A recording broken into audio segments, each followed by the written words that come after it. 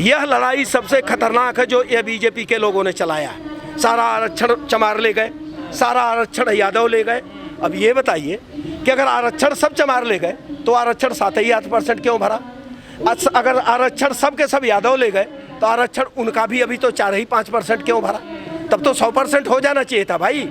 इसका मतलब है कि आप आरक्षण की बात नहीं कर रहे, आप उनको दोनों को चमार वर्सेस दूसरी जातियां, और ये चल रहा है। मैं बता रहा हूँ जाके उनसे नेताजी से। आपके पास कार्ड नहीं है ना? लेकिन हमारे पास कार्ड इसलिए नहीं है, अब मैं बता रहा हूँ आपको, कि हम भी वही स्वार्थी गेम खेल रहे हैं कि हमारी संख्या बल ज़्यादा है, हम शक्तिमान हैं, हम पैसे वाले, हम पढ़े लिखे हैं, इसलिए दूसरे की ज़रूरत नहीं है। जब लतियाए जाते हैं तो हम बहुजन करते हैं, जब लतियाए जाते हैं तब हम कहते हैं धोबी पासी खटी गड़ेरिया जितने भी हैं सब हमारे।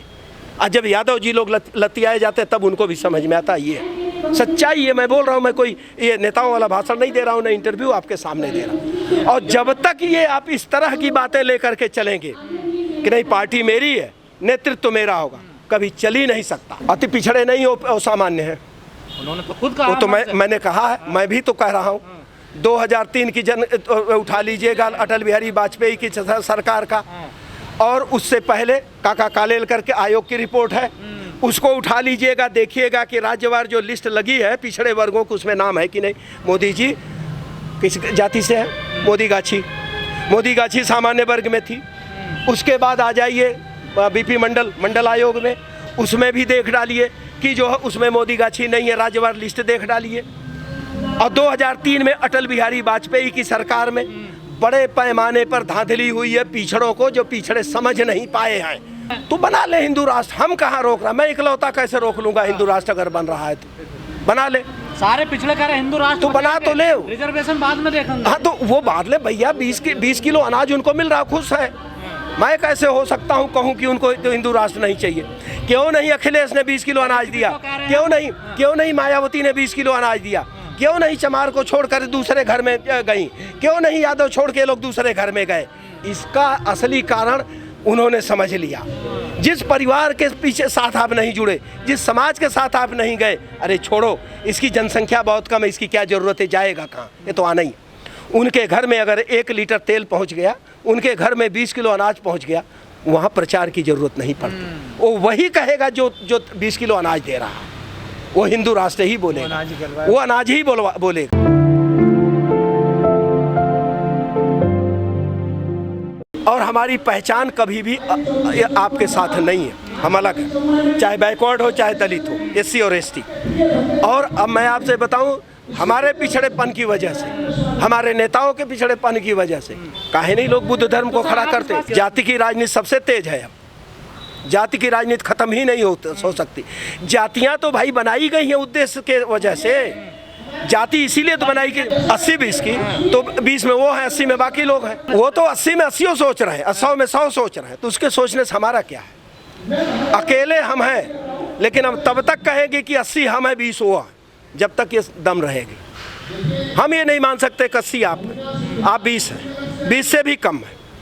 लेकिन हाँ, ये हम मान सकते हैं, आप तो ना 15 बताते हैं। हम 15 नहीं हो तो 15 से भी कम है। लेकिन हम ये जरूर कह रहे हैं कि हमारे नादानी से, हमारे फेल्योर से, हमारे जो फूट मंतर से, हमारे विघटन से, और इसका फ़ायदा मिला। क्योंकि इस समाज में जो चाहे आप पिछड़ा वर्ग कहिए, दलित वर्ग कहिए, आदिवासी वर्ग कहिए, उसमें जो है अवसरवाद ज़्यादा आ गया है। जल्दी करो, अब हम किसी तरह से टोपी बदल करके वो होजा राम राज्य की तरफ चले जाए। और जो गए हैं उनका क्या हश्र हुआ है? किसी को बता, जो मैं कहा हूँ कि जो बंदर की पूंछ की तरह किसी की औकात है, ऐसे बिल आ रहे हैं, क्यों नहीं शेड्यूल कास्ट बैकवर्ड के नेता लोग अपोज कर देते? किसी का औकात कह तो रहे हमारा सम्मान नहीं हो रहा, हमारा कोई सुनता ही नहीं। कहाँ पर? बीजेपी में। हाँ। तो सुनता नहीं तो क्यों नहीं अलग हो जाते? इस्तीफा दे तो रहे हैं, देखिए कौन इस्तीफा दिए? इस्तीफा दे राज्य मंत्री वही उत्तर प्रदेश में ना, MLA से जरा छोड़ के आवा, मैं उनके साथ चलता हूँ ना। इतना आसान नहीं है। जो एक बार मलाई खा लिया ना सत्ता में, कोई भी हो, और जो उत्तर प्रदेश नहीं पूरे देश में लड़ाई चलाई जा रही है, चमार versus rest, Yadav versus rest. Media नहीं, तुम अपने से हार रहे हो भाई। मीडिया का क्या रोल है? मीडिया तो वही दिखाएगा जो हो रहा। मीडिया भाई, मीडिया हमेशा सत्ता के, ये बात सच है, 60% सत्ता के साथ रहता है, 40% विपक्ष के साथ रहता है। लेकिन 100 में 100% सत्ता के साथ रहता, ये नहीं होता है। आप किसी भी गांव में चलिए, मेरे साथ चलिए, अगर आजमगढ़ में चलना हो आजमगढ़ में, लखीमपुर में चलना लखीमपुर में, हरदोई में चलना हरदोई में, जहाँ चलिए मैं आपके साथ चलता हूँ। कोई जितने भी आंदोलन चल रहे हैं व्हाट्सएप और फेसबुक पे चल रहा है, कोई गांव में जा नहीं रहा। आप चुनाव में चाहे मायावती हो, चाहे अखिलेश हो, चाहे ओम प्रकाश राजभर हो, चाहे कोई भी हो, ये गांव में सच्चे अर्थों की राजनीति जो समाज के अंदर बैठ करके की जाती वो नहीं कर पा। ओम प्रकाश राजभर जो है वह अपनी जो स्थिति समझ रहे हैं। कै परसेंट है? 3-4%, 4% है वही 5-6 जिलों में। उनको पूछेगा कौन? सब जानते हैं। उनको किसी न किसी सहयोगी की जरूरत पड़ेगी भाई। किसको सहयोगी लेंगे? या तो भाजपा में चले जाए, फिर दोबारा मंत्री बन जाएंगे। बहुजन समाज पार्टी के लिए बोल रहे हैं।